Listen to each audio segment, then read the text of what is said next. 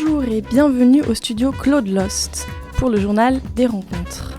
Aujourd'hui, nous accueillons Jarkko Lahti et Irmeli de Barle. Bienvenue à tous les deux. Jarkko Lahti, vous êtes l'acteur principal de L'étrange histoire du coupeur de bois, un film finlandais. Et Irmeli de Barle, vous allez être notre traductrice aujourd'hui, mais vous êtes aussi une spécialiste du cinéma finlandais. Pour resituer le contexte à nos auditeurs, L'étrange histoire du coupeur de bois, c'est un film réalisé par Mikko Mululahti. Et dans ce film, Jarkko, vous incarnez Pepe, je ne sais pas comment on prononce, Pepe. C'est un personnage humble et optimiste à tel point qu'un de ses collègues lui reproche de toujours voir le verre à moitié plein, comme si c'était une insulte de croire en la vie. Parce que oui, Pep garde foi en la vie, même lorsque les choses sont détruites autour de lui, les unes après les autres. Alors ma première question, c'est qu'est-ce qui vous a séduit dans le personnage de Pep, Jarkko Lahti? Siinä on oikeastaan kaksi eri semmoista En fait, il y a deux choses qui m'ont séduit dans le scénario. D'abord, la première chose, c'était qu'il y a un côté esthétique, mais très physique. Par exemple, Chaplin, il a utilisé ça beaucoup. Et c'était un peu comme porter honneur justement à ce genre de cinéma. Tämän kaltaiset tekijät. Ja toisaalta sitten siinä on oma henkilökohtainen taso. Et il y avait un côté très personnel aussi pour moi parce que j'ai vécu, par exemple, avec ma grand-mère et ses sœurs. Tout le monde avait vu la guerre, mais il y avait une humilité devant la vie qui m'a toujours séduit, en fait. Et c'est qu'on reçoit tout ce qui nous arrive avec beaucoup d'humilité. Et en fait, c'était quelque chose qui m'importait aussi beaucoup dans ce scénario. Ja suhtaudutaan kiitollisesti siihen, mitä saadaan, ja se on musta koskettavaa. Vous venez de dire, on reçoit tout ce qui nous arrive avec beaucoup d'humilité. Et moi, la question que je me pose, c'est justement, qu'est-ce qui permet à Pep de faire face à toutes ces épreuves, à toutes ces tragédies qui lui arrivent, et de garder foi en la vie? Où est-ce qu'il le puise, cet optimisme? No se on varmaan kysymys mittakaavoista, eli mä pidän Pepeä siinä mielessä Pepe, en fait, c'est une personne qui ne prend jamais l'espace des autres. Au contraire, il laisse toujours beaucoup d'espace. Alors, c'est quelqu'un qui reçoit avec cette intelligence, il a un sens de proportion par rapport à la nature, par rapport à la vie, par rapport à ce qu'il est. En fait, c'est comme si c'était l'intelligence, pas du tout l'intelligence qui a été apprise par les livres, mais c'est l'intelligence tout court. Il sait se situer dans ce monde devant la vie. Qu'est-ce que vous voulez dire par ce sens des proportions? Que par rapport à la nature et par rapport à la vie, lui, il est toute petite chose, en fait. Donc, en fait, il relativise. Oui, il relativise tout, oui. Et comment est-ce que c'était de jouer le personnage de Pep? Parce que moi, j'ai trouvé que beaucoup de choses passaient par le jeu du visage, parce que dans ce film, il y a vraiment très peu de dialogue, et Pep, il reste vraiment presque stoïque parfois face aux événements. Ça n'a pas dû être facile à jouer. Suomalaiselle näyttelijälle se on aika tuttua. Pour un acteur finlandais, c'est quelque chose assez familier quand même. En fait, en Finlande, généralement, c'est une tradition, pas seulement de ma génération, mais ça vient de plus loin, les générations auparavant aussi, que c'est poli ne pas prendre un peu l'espace de parole aux autres. Oui, le défi, en fait, c'est qu'il faut quand même créer un peu comme un monde entier avec très peu de paroles, que ça a l'impression d'être quelque chose de vrai. Donc vous venez de dire que pour les Finlandais, finalement, c'était facile de parler sans parole. Et donc, en quoi ce film, il est aussi un reflet de la société finlandaise? Oui, ce film rend visible en fait les choses qui sont quand même quelque chose qui se passe dans la société finlandaise. ça se passe dans le nord de la Finlande. Il faut voir aussi qu'il y a beaucoup de différences. Et le monde est en train de changer. Parce qu'il y a tout ce qui arrive avec... tout est devenu digital et tout ça. Évidemment, ce n'est plus pareil. Mais il y a un côté dans le nord, dans la communication et les rapports entre les gens, il y a quelque chose de très sincère. Et ce côté-là est bien montré dans ce film. J'ai écouté une interview du réalisateur où il parle de la personnalité des gens du Nord qui semblent accepter leur destin d'une façon très étrange. Est-ce que vous pourriez nous donner un exemple de cette façon d'accepter son destin ? Mon expérience personnelle, c'est plutôt vers la frontière russe du côté l'est de la Finlande, mais les gens de là-bas, ils ont un peu la même attitude que les gens du nord. Et en fait, c'est quelque chose que c'est pas à l'homme ou femme, je veux dire un être humain, de se révolter contre son destin. Je ne sais pas si c'est le destin, si c'est le Dieu ou quelque chose de plus grand, que on doit accepter ce qui nous arrive.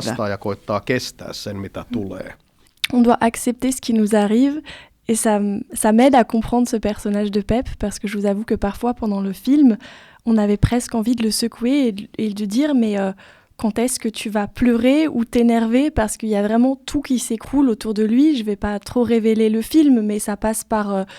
l'usine, ou plutôt l'exploitation forestière dans laquelle il travaille, qui ferme, tout le village se retrouve au licenciement, enfin tout le village se retrouve au chômage, et à partir de là, tous les personnages vivent un peu des tragédies. Et Pep, lui, on dirait que ça lui passe par-dessus. En fait, la scène qui m'a ouvert quelque part un peu le chemin vers la personnalité de Pepe, c'est quand il y a le dîner.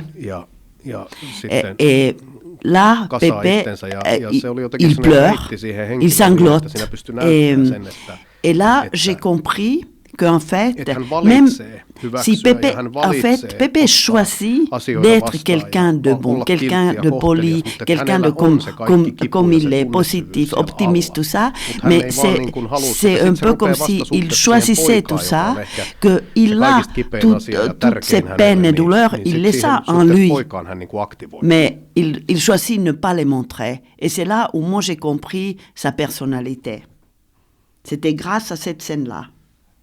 Et peut-être les seuls moments où il s'active un peu, c'est avec son fils. Justement, je voulais y venir. C'est ce que j'ai remarqué, que la seule chose qui semblait vraiment l'animer ou l'affecter, c'est la relation avec son fils. Il y a d'ailleurs de très belles images où on les voit tous les deux dans leur combinaison rouge partir pêcher. Et donc voilà, on a l'impression que la seule chose qui peut l'affecter quelque part, c'est s'il arrive quelque chose à son fils. Joo, kyllä se tässä valitussa tarinassa, mitä me niin oui, en fait, le scénariste et le réalisateur, justement, c'était ça, il nous expliquait que c'était ça son idée, que c'était, en fait, toute l'histoire, c'est un peu, la base, c'est le livre de Job, mais à la fin, il va comprendre que, en fait, les enfants, c'est pas pour nous, c'est pour les laisser partir aussi et tout ça, mais c'est seulement son fils qui est le plus important pour lui dans la vie.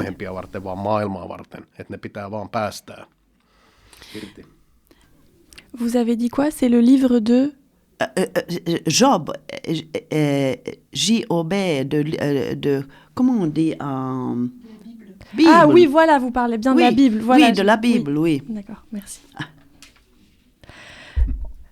Donc, c'est aussi un film donc, sur la souffrance humaine, vous avez bien dit, il a toutes ses peines en lui. Est-ce qu'on peut aussi dire que c'est un film sur la destruction? No, En partie, oui, sur la destruction. Mais justement, Mikko Myllylähti, pour lui, c'est très important. Il voit le monde et la vie qu'il y a évidemment tous ces côtés noirs, sombres. Et en même temps, il y a la beauté et la lumière, et qu'un être humain peut choisir soi-même si on fait focus sur l'un ou sur l'autre. Et quand on pense à l'époque, la période qu'on est en train de vivre avec toute la catastrophe écologique, la guerre, terrible guerre d'attaque de la Russie vers l'Ukraine et tout ça, alors c'est important de garder aussi ce focus sur la lumière et la beauté. Et l'espoir. L'espoir, il y a toivo.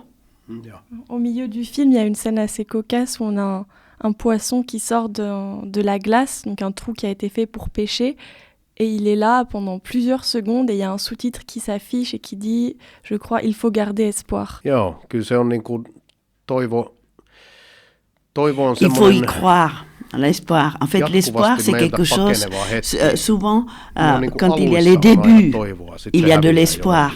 Et après, l'espoir, c'est quelque chose qui nous échappe très facilement. Alors, c'est vraiment une question d'y croire. Moi qui avais traduit le film, j'avais oublié qu'il y avait cette réplique-là au milieu. Donc, est-ce qu'on peut résumer que le message que le réalisateur a voulu faire passer, c'était de choisir ce qu'on vit et de garder espoir? Au moins, je pense qu'il voulait transmettre cette idée qu'il y a toujours l'espoir d'avoir de l'espoir, parce que je ne le vois pas vraiment comme messager de l'espoir, mais qu'il y a toujours cette possibilité, éventualité de l'espoir. C'est vrai que le film, il reste quand même assez tragique et assez sombre. En fait, ça ne veut pas dire, parce que le mal, c'est vrai, tout ce qui a du mal, c'est montré peut-être dans les proportions beaucoup plus grandes que les petits moments éphémères de peut-être du bonheur ou du bien-être. Mais ça ne veut pas du tout dire que le mal dominerait. En fait, il y a toujours ces deux côtés. Il y a quand même des moments où je me suis demandé, en fait, ça sert à quoi de garder espoir? Parce que Pepe, au début, je me disais, oui, il est optimiste et il va s'en sortir comme ça, mais c'est comme si au final, tout continuait à s'effondrer, même s'il continue à y croire, et donc il y a un moment, j'ai eu du mal à garder l'espoir en l'espoir. Mulle siinä on tärkeintä se loppukuljetus. En fait, mon interprétation, parce que chacun aura son interprétation évidemment, mais c'est la fin du film, quand Pepe part à son fils sur le dos. C'est très métaphorique, c'est très poétique, mais il ne faut pas oublier que Mikko Myllylähti est un poète. Alors, c'est en fait comment, pendant notre vie, en fait, petit à petit, il y a tout, on doit tout abandonner petit à petit. Et à la fin, on est vraiment seul devant la mort. Et il faut tout laisser ici. Mais on peut choisir si on veut partir avec un sourire, ou si on veut partir ayant très peur, ou comment on veut quitter ce monde. Moi, j'interprète la fin du film ainsi.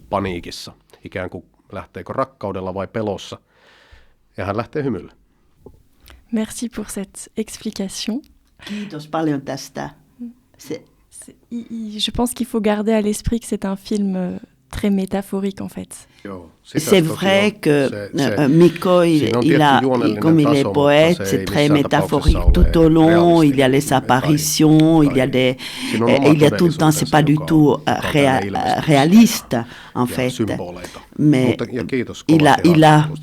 c'est très poétique, métaphorique. Puisqu'on parle des éléments un peu irréels, à deux moments, il y a des petits éléments de science-fiction qui m'ont presque fait penser à un vieux film de science-fiction des années 70, notamment cette boule de poils noirs, une bête qui est peut-être un mouton. Est-ce que vous pouvez nous dire un peu plus sur cette bête? Qu'est-ce qu'elle vient faire là?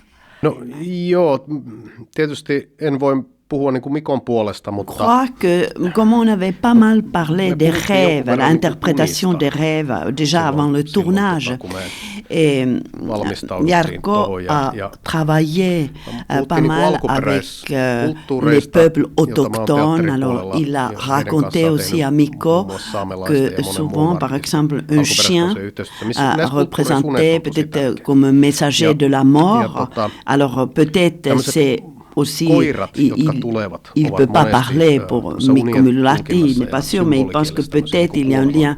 Et justement, cette bulle noire qui rend première fois la visite avant la mort de sa mère, et après il revient. C'est peut-être par rapport à ses rêves et ses interprétations un peu des peuples autochtones et leurs croyances. Une autre chose qui est présente dans le film, c'est la nature. Déjà, la nature finlandaise, elle est assez imposante, assez rude, avec ses grandes étendues glacées et blanches. Et j'ai eu l'impression que finalement, les seuls moments de répit, les moments de paix, c'était ceux où Pep, il va pêcher avec son fils dans la nature, ou bien quand il se retrouve devant les arbres givrés, je ne sais plus à quel moment, mais ça m'a marqué cette image-là. Et est-ce qu'on peut dire du coup que l'apaisement, il vient Est-ce qu'on peut dire que l'apaisement réside dans la nature, qu'il vient de la nature? C'est ce que je pensais justement quand on est devant ou quand on caresse un arbre, le tronc d'un arbre qui a 8 ou 900 ans, ça console. En fait, c'est comme une consolation, la nature, où on est devant une vue qui je veux dire, il n'y a pas de... C'est infini, en fait, cette vue. On se rend compte comment nos problèmes sont petits et comment la nature est quand même quelque chose qui est... C'est un élément de consolation. Et on en revient à ce que vous disiez tout au début sur Pep, qui relativisait en fait que lui, il était tout petit par rapport à ce qu'il arrivait dans le monde. C'est vraiment exactement ça. Et en fait, la nature peut donner ces sensations, même ici. J'habite au domaine de Pinède et quand on regarde la vue qui s'ouvrait ce matin, c'est la nature.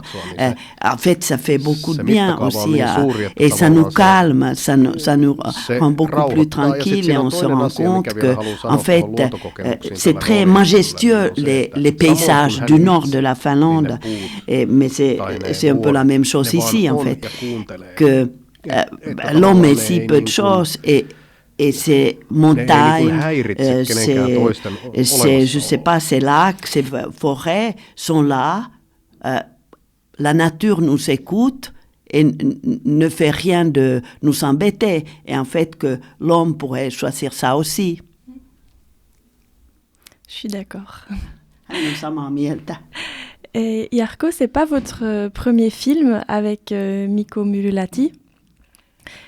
Si, c'est votre premier film, celui-là, avec lui. Onko tämä ensimmäinen elokuva Mikko Myllylähden kanssa? Ei. Ah non. Non, c'est pas le premier. Et donc vous connaissiez déjà avant ce film. Joo, siis Hymyilevän miehen, Mikko on kirjoittanut Hymyilevän miehen. Oui, Mikko Myllylähti a écrit le scénario de Olli Mäki, réalisé par Juho Kuosmanen.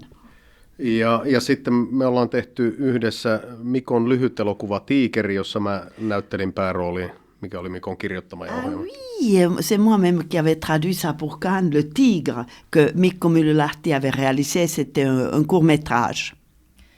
Et est-ce que, quand Mikko Myllylähti a écrit ce film, L'étrange histoire du coupeur de bois, est-ce qu'il a directement pensé à vous pour le rôle principal? Est-ce que vous êtes intervenu aussi dans le processus de construction du film? Ei, kyllä Mikko teki käsikirjoituksen kanssa töitä ihan kirjailijahattu päässä ajattelematta. En fait, Mikko, il a écrit pendant plusieurs années ce scénario. Et il n'a pas du tout pensé les premières années encore aux acteurs. Mais en 2019, il m'a montré la première version du scénario. Mais j'ai fait vraiment un casting, même si on se connaissait avec lui. Mais Mikko a voulu quand même plusieurs interprétations, plusieurs versions de Pépé. Et moi, j'étais qu'un des acteurs. Mais après, quand il m'a choisi, quand j'étais castée pour ce film, c'est vrai que nous avons discuté surtout beaucoup sur le rapport père-fils. Et c'est vrai que ça se voit aussi un peu dans le film, nos discussions. Et vous, Irmeli, est-ce que vous voulez dire 2 mots sur ce film? Comment il s'inscrit dans le cinéma finnois? Moi, je trouve que... Je ne sais pas ce que c'est le cinéma finlandais, même si je travaille... Excusez-moi, le cinéma finlandais. Oui. Non, mais c'est pas ça. Mais réellement, je ne sais pas exactement. C'est très difficile de définir le cinéma d'un pays. En tout cas, je peux dire que quand on parle de cinéma scandinave, par exemple, qu'est-ce que c'est le cinéma scandinave? En Suède, ils ont leur cinéma, au Danemark et en Finlande. Mais en Finlande, nous avons assez petite production. On a une trentaine de films peut-être par an. Maintenant, il y a aussi les réalisatrices et je trouve que les Finlandaises font peut-être les films un peu différents que les réalisateurs. Mais en fait, je vais poser la question à Jarkko, ce que lui il en pense, parce que je suis incapable de répondre à cette question. Miten tämä Metsurin tarina oikein sijoittuu suomalaisessa elokuvassa? Minä en nimittäin osannut vastata siihen, niin mä sanon, että Jarkolta kysytään nyt. Mä sanon, että mä en tiedä edes, mitä suomalainen elokuva on. No meillähän on niin kuin hieno uusi sukupolvi, joka niin kuin Maintenant, en Finlande, il y a une nouvelle génération des réalisateurs et réalisatrices et c'est vrai qu'il y a les films, tout est quand même assez réaliste ce qui se fait. Et évidemment, on peut dire qu'il y a de l'influence de films d'Aki Kaurismäki. Peut-être c'est la façon de parler assez laconique et tout ça, mais... En même temps, Aki Kaurismäki fait plutôt les films, il y a toujours un côté très social en fait de la société et ici c'est plutôt assez poétique et métaphorique certainement, mais c'est un film un peu quand même à part, on ne peut pas dire que c'est dans la lignée et ce n'est pas du tout Mikko Myllylähti n'a pas copié Kaurismäki ou quelqu'un autre, c'est son film. Kyllä meillä keskimäärin tehdään nämä uudenkin polven tekijät tekee niin kuin enemmän realismissa kiinni olevia elokuvia. Siinä mielessä on aika erityinen suomalainen elokuva. C'est vrai que c'est un film très particulier que j'aurais eu du mal à classer. Koska tätä ei ole vaikea varmaan sijoittaa mihinkään, että on niin omanlainen tämä elokuva.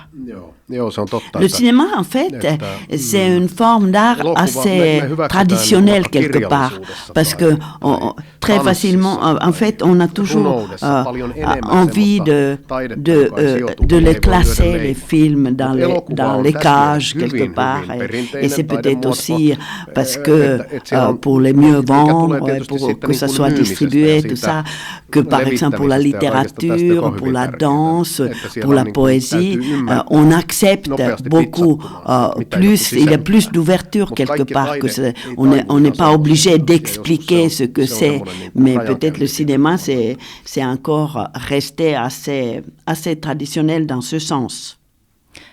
À l'issue de cet entretien, moi j'ai envie de dire que c'est un film philosophique finalement. Oui, exactement.